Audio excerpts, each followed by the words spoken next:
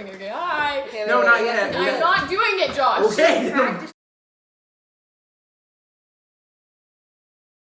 2, 3. Hi, everyone. What's up, my Befat planners? So today we're going to be explaining to you guys the steps of Hamilton's financial plan. The Befat plan. And we're also doing a mukbang. We are with all of this food. And Befat or be each of them start with the letter of B-E-F-A-T. So first up we have B, we have our breadsticks. It's for the Bank of the US. And that's from Stonefire Grill, so we also have mac and cheese from there. It's a grill. And so go ahead and start explaining what that first step is. So basically, in 1790, Hamilton submitted a report to Congress, and it called for the creating of a Bank of the U.S. It was basically his first step in his economic plan, and it was modeled on the Bank of England. And Hamilton had a vision of a nation as powerful as Britain, and to achieve this, he needed to create a federal bank that could manage the economy and fund a strong government. So that he did, and that was his first step.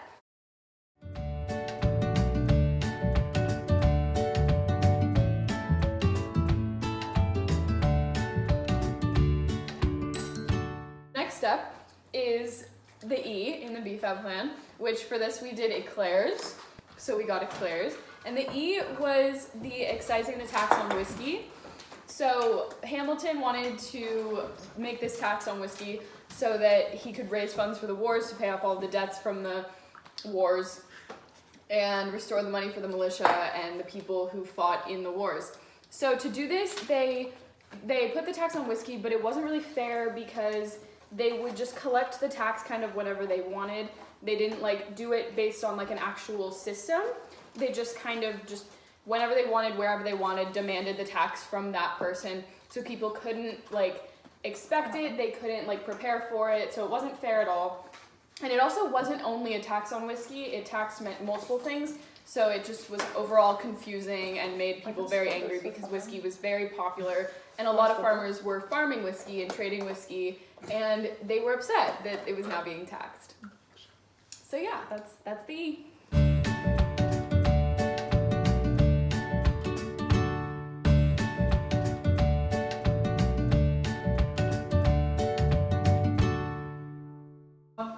F is funding at par. We got fries from Jack in the Box and we got milkshakes from Jack in the Box. Funding at par was during the Revolutionary War, the government was selling bonds and people would buy bonds like however much they wanted. It could be from like $25 to like $100. And then the government would pay you back and with interest, so you would end up making money and the government can use the bonds for like other stuff. And then this really benefited the rich, like rich men, because they would, if the more they paid, the more they would get back versus someone who pays less. So that's basically what funding at par is.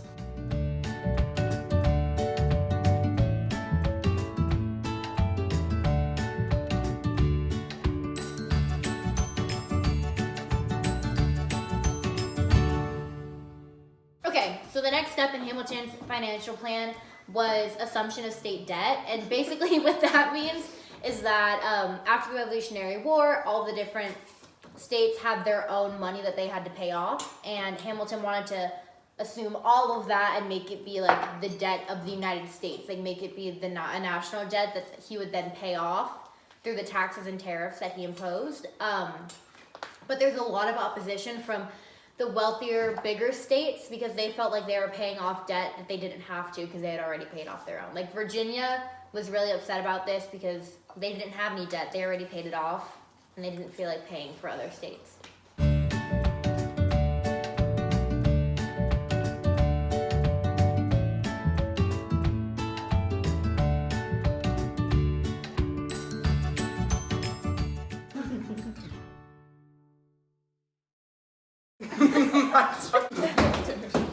Last but not least, I hate my life. But I can't speak English. Okay. He plays chair. Alexander Hamilton. And last but not least, sheriffs.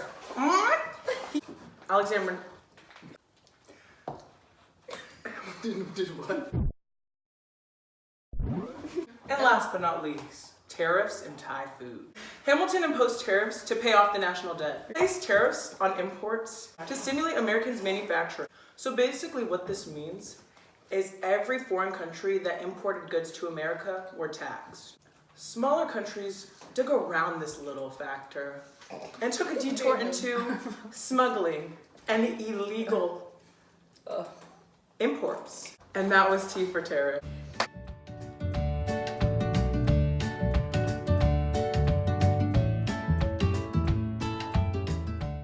B for breadsticks and the Bank of America. E for eclairs and excising the tax on whiskey. F for funding at par and fries. A for assumption of state debt and for artichoke. G for tariffs and Thai food, man. This was our most fun. I hope you enjoyed. Bye. Yes.